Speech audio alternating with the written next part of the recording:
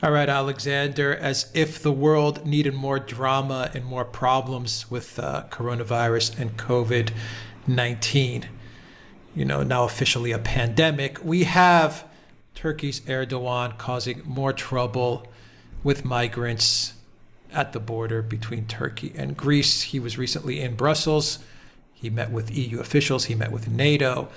He got absolutely nothing that he asked for. He got sent back to Turkey, and now he is back in Turkey once again, playing up to his domestic audience. I should also mention that he went to Moscow as well and got a big donut, zero there as well. Putin really really embarrassed him in Moscow, I would say, and I'm saying that lightly.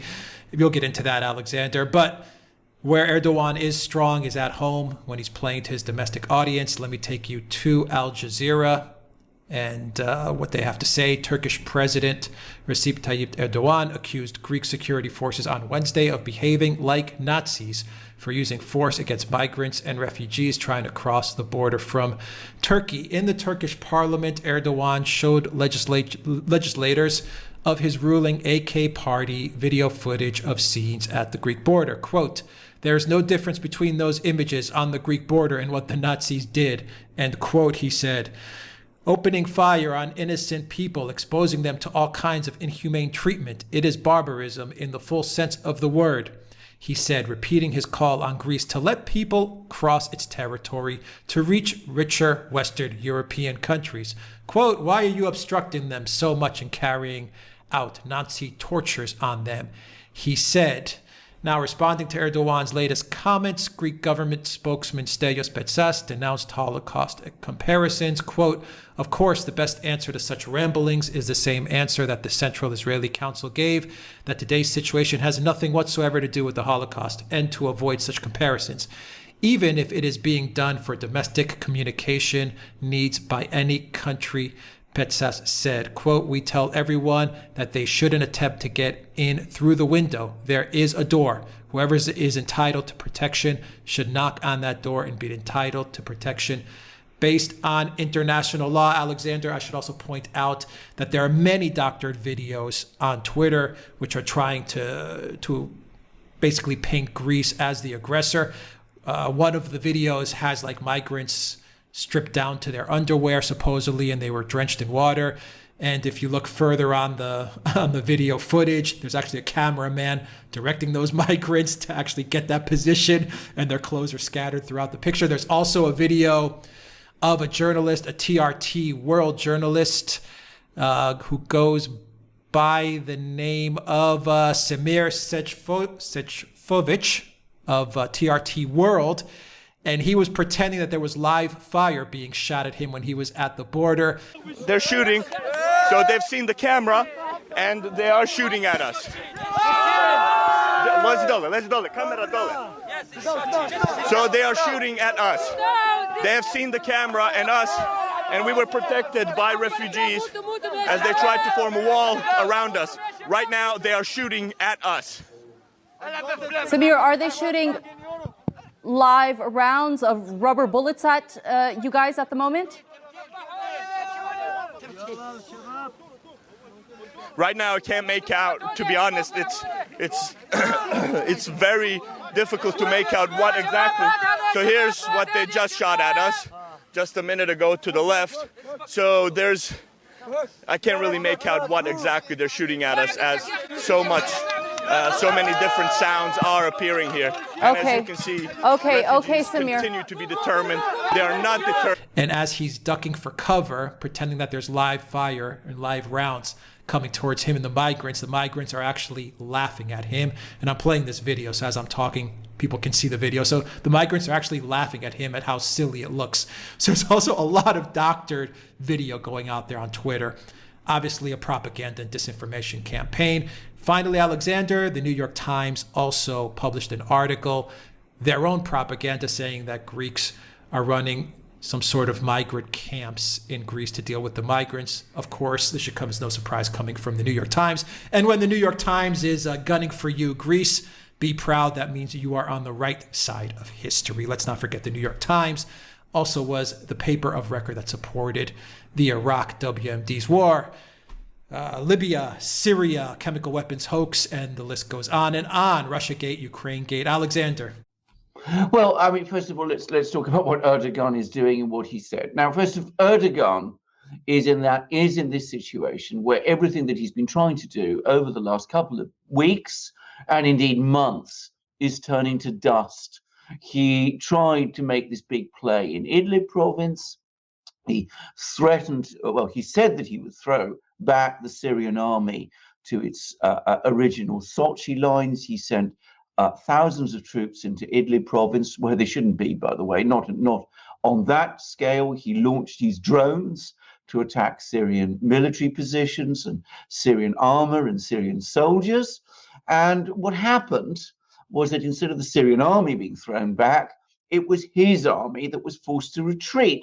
And a lot of young Turkish conscripts, soldiers, were killed along the way in a way that is, deeply tragic for them and for their families. And we should not forget that. I mean, that is the price of these sort of ambitions.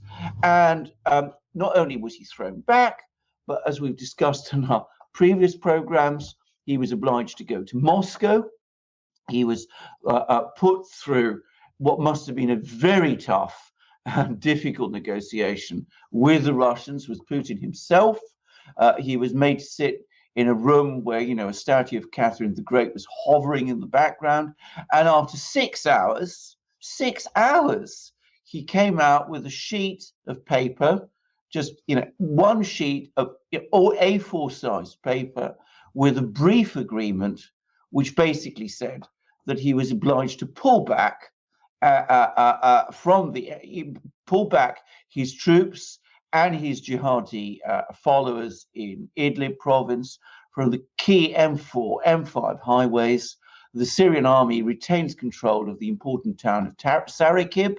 The M5 highway is back under Syrian military control, and the jihadi forces that he supports were forced to pull back from the highway. Also, the M4 highway, which is now going to be patrolled by the Russian and Turkish armies jointly.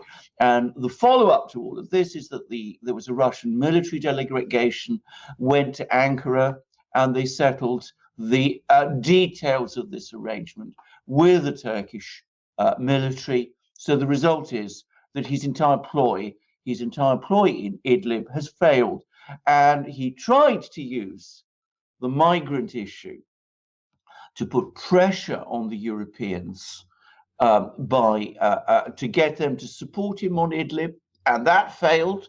And then he's trying to get money from the Europeans at a time when Turkey's economy is in a bad way by using again the issue of the migrants for leverage, and that failed. And now he does what Erdogan so often does in these situations. Instead of pulling back, he doubles down rhetorically.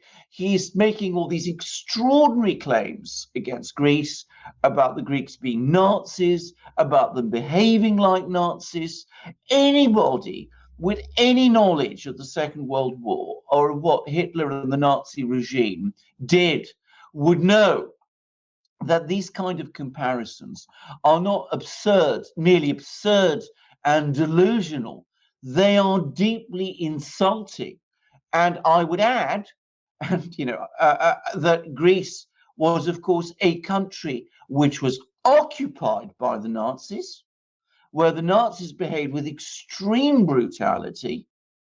And, of course, members of my own family were involved in the resistance to the Nazis, and actually had to endure some of the things that the Nazis in Greece did. So this parallel he is making could not be more insulting and incendiary to the people of Greece, quite apart from the fact that it is totally untrue.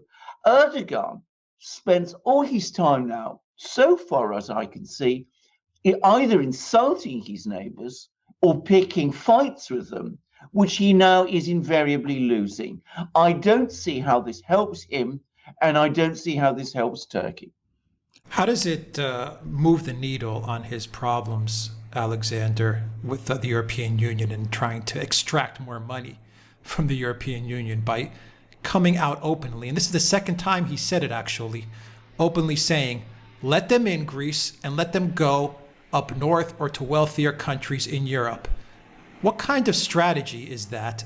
Well, it's the strategy. It's the strategy of a blackmailer. I mean, it's a blackmailer who's trying to do this. He's saying to the Germans and the French, "Give me billions, or I'll give you migrants." I mean, this is not the way a statesman behaves. It's the way a blackmailer behaves. And of course, countries like Germany and France don't like being blackmailed, and that will make them very, very angry with Erdogan. And I'm sorry to say, also very, very angry with Turkey. So what does it tell you about his disposition, though, his mental capacity? Yeah. By saying it so openly. I mean, it's like he's not even hiding his cards at all. No, isn't that odd? He's not. Well, it is extremely odd. I mean, as I said, it shows a fundamental, basic failure to understand how a statesman behaves. And what it is doing is it's isolating Turkey, and it's isolating him. A leader who's made enemies of absolutely everybody, all his neighbors. The Russians are angry with him because of what happened in Idlib, as we saw when he went to Moscow. The Americans are angry with him because of the way he messed up their strategy with the Kurds and the way he got involved with the Russians with the S-400 sale. The Greeks are now furious because of the threats he's making against their country in relation to the its maritime borders, and also now with the migrant issue, and calling them Nazis, which, as I said, is an extremely incendiary thing for people in Greece. And the Europeans are angry because they feel they're being blackmailed. Now, can I just, by the way, say that what Erdogan says, that the Greeks should allow the migrants in and then they'll just leave Greece and go to Germany, is absolute nonsense. Anybody who knows how these things work knows that Greece would be breaking its agreements with the Europeans if it did this.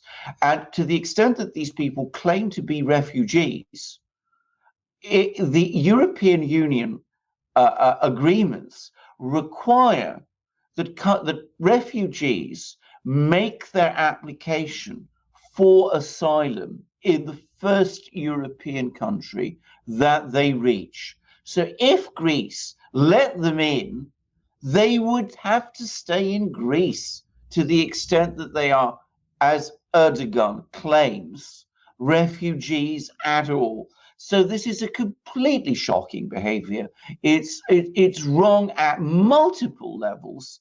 It insults Greece. It puts enormous pressure on Greece, which is, as I said, trying to deal with this problem that Erdogan is orchestrating to the extent, the best way that it can. It infuriates the Europeans. And we saw that for once, when Erdogan went to Brussels, the Europeans said to him, no. So, this is not a winning strategy. It's not working for Turkey. It's not working for Erdogan. He needs to stop and reverse it. It's time that he started to behave like the statesman he wants to be, or says he wants to be, and the kind of statesman and leader that Turkey deserves.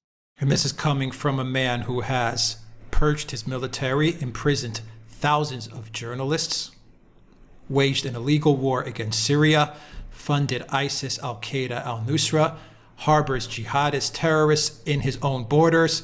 And this is coming from him. Comments on that thought, Alexander. And finally, the comments on the timing of all of this, because all of this is going down when Europe and the entire world, but especially Europe, is trying to come to grips with COVID-19 and coronavirus. This is the last thing, the absolute last thing the entire world needs. But Erdogan continues to push and push like a spoiled little kid. Well, yes, I mean, it is. He is. I said recently about how MBS in Saudi Arabia is behaving like a teenager, smashing the furniture when he doesn't get what he wants.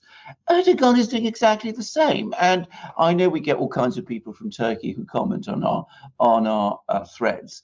Perhaps they should reflect on that and, the kind of impression of Turkey that Erdogan is creating. And it's not just in Greece, it's all over the world. And the points you made about the situation in Turkey, it is getting very fraught there. Lots of journalists are, I mean, Turkey, I believe, is now at the absolute top amongst countries that arrest journalists. It's you know, civil society is under huge pressure. Erdogan is concentrating more and more state authority and power in his hands. His economic decisions are becoming increasingly eccentric and whimsical. And frankly, I don't think this is working out for Turkey at all.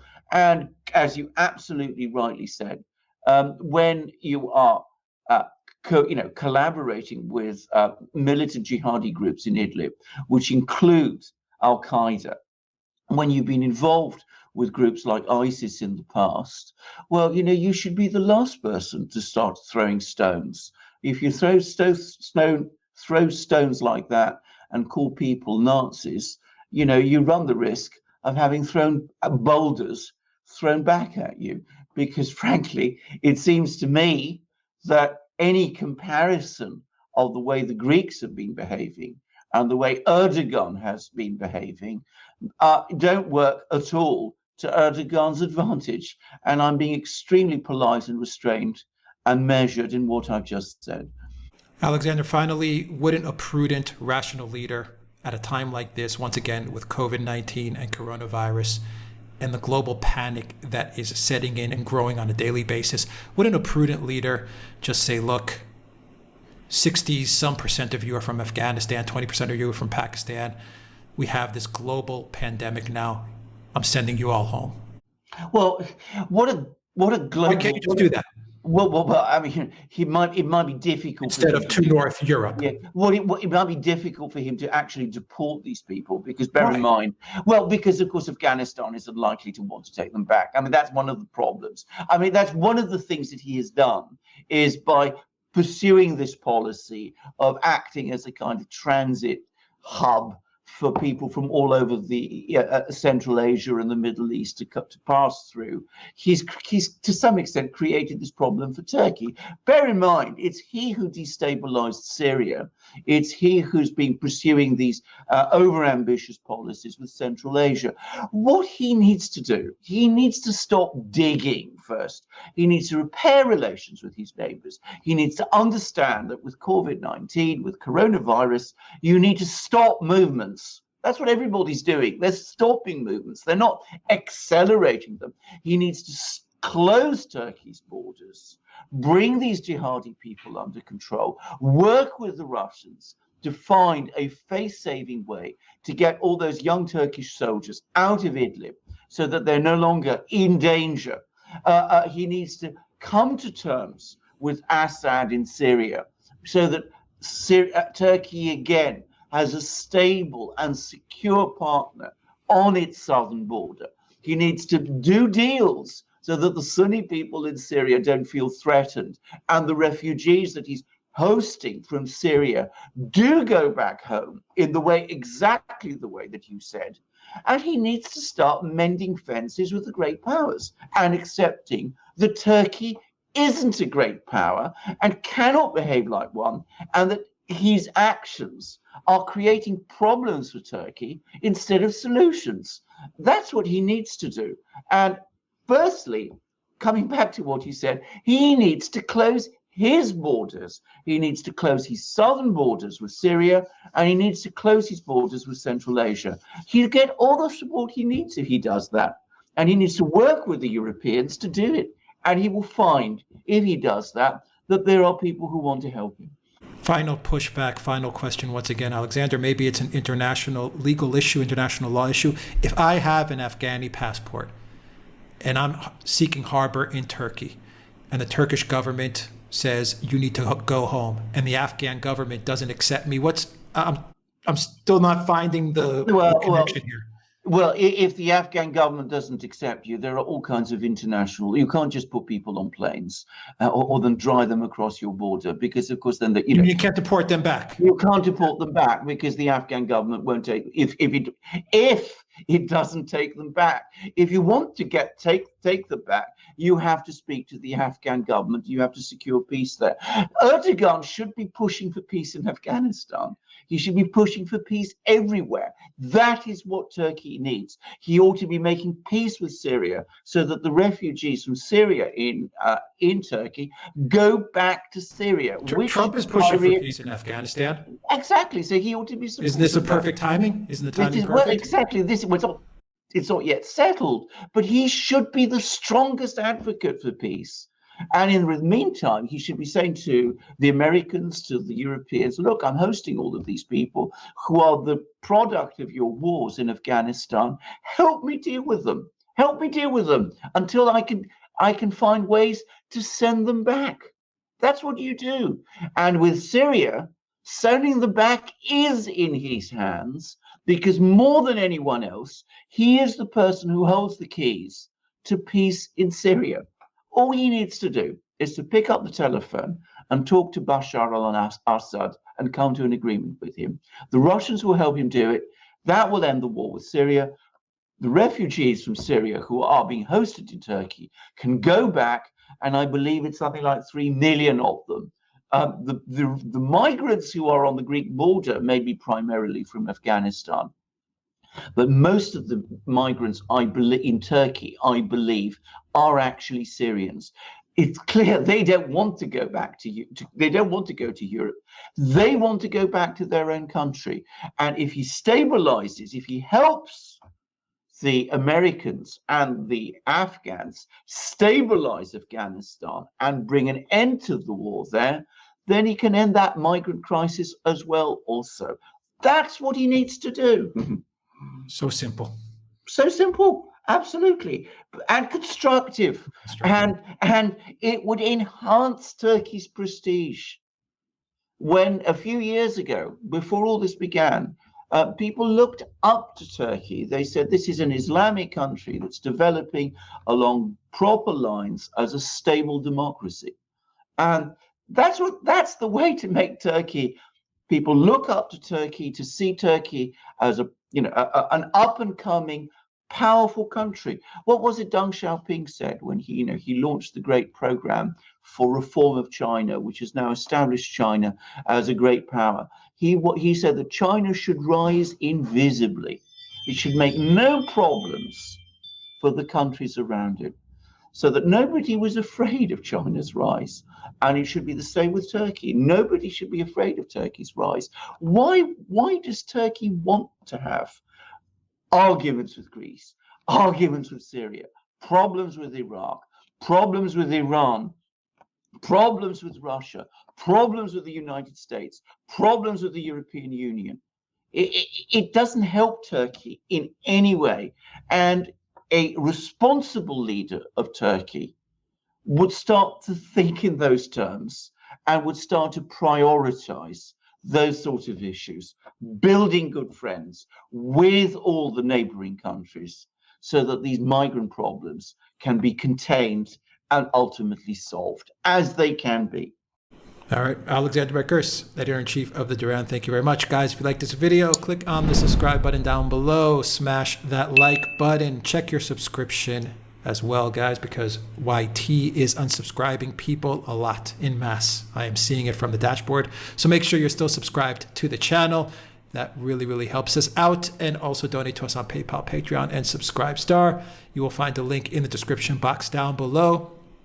And look for us on iTunes and SoundCloud for an audio copy of this video as well. And go to the Duran shop, pick up some merchandise, magic mugs, and awesome apparel, t-shirts, polos, v-necks, all kinds of good things. And we also have a special partnership and special offer via our partner at Patriot Legacy. And they are giving a 20% off their Patriot Beacon product. 20% off when you use the code Duran20. The link is in the description box down below as well. It is an awesome product, Alexander. Just as awesome as magic mugs. Awesome is the word. This is the Patriot Beacon. This is the best torch I have ever owned. It is strong aluminium torch. As I was explaining, to Alex before. I'm a person who absolutely loves driving. I go driving from London to Berlin, as I did recently, or I drove from London to the Alps to Savoie in France. That involves a lot of night driving, by the way. You need a good, strong, handy torch like this one, which has every conceivable accessory you could imagine. So it's solar powered, so there's no chance of it, running out because the battery stops, which has happened to me with previous torches and can be incredibly infuriating. You've got a very strong magnet, so you can put it on the side of your torch of your car, where you can get hold of it. If anything happens, perish forbid, you can smash a windscreen. It's got the hammer there. You can use it actually as a hammer. You can actually cut your seatbelt too. It's got a seatbelt cutter. It has a wonderful light, as you can see. Well, I shouldn't point it straight into the camera. It can do all kinds of things. It can flash. It can do all sorts of things like that. It's extremely strong torch. It is practically indestructible, and it also has a compass. So if you get lost, you have your compass there. I do, by the way, get lost lots. I sort of wander around on mountains. People will remember I was in the Peak District recently, or in the Alps. Well, you've got a nice compass which will help you get your bearings again. And of course, it's got this other thing. It's got an alarm, which immediately, you can't see them, but it attracts my dogs if I am in trouble. And of course, this is a wonderful thing to have when you're walking your dogs too at night, as I do. In fact, I was doing it only last night. I don't have very good night vision. By the way, when I drive, I have night vision glasses, but I don't obviously wear them when I'm walking. And in order to keep track of what my dogs are doing in the dark, well, this torch is absolutely perfect for that.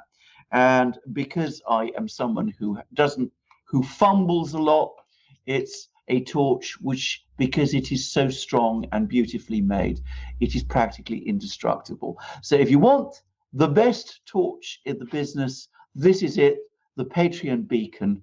And Alex, at the end of this video, will tell you how to get it. And of course, it isn't just the Patriot Beacon we also have equally amazing products of our own. We have our famous Duran mugs. I said that I fumble and break things. Well, I've had my Duran mugs now for over a year. Not a single one is broken or chipped or cracked or discolored in any way. And that tells you what great mugs these are. Our shirts are equally amazing, 100% cotton, all of them. I'm wearing the long-sleeved t-shirt today, but other days, as you've seen, I wear my amazing polo shirts. We also have V-neck shirts and short-sleeve t-shirts, all of the same quality, all with the Duran logo, the double-headed eagle there. And we've also got hats and hoodies and stickers. And we've also got our amazing ebooks on Russiagate and Epstein and Ukrainegate and Brexit. You can find all of these on our shop. You support us by coming to the shop. As Alex said, YouTube cuts our subscribers numbers from time to time. So we need all the support from our viewers that we can get. And you will also be the proud owner of these great things, the things we make ourselves, and the Patriot Beacon. If you need one, not just want one, but need one, because everybody should have one of these. So come to our shop, support the Duran, be the proud owner of these great things. Alex will tell you how. TheDuranShop.com, you'll find a link in the description box down below, and the Patriot Beacon, you will find a link and the discount code Duran20. Put Duran20 at checkout. It helps this channel out a lot. Alexander Mercouris, thank you very much. Till next time, everybody, take care.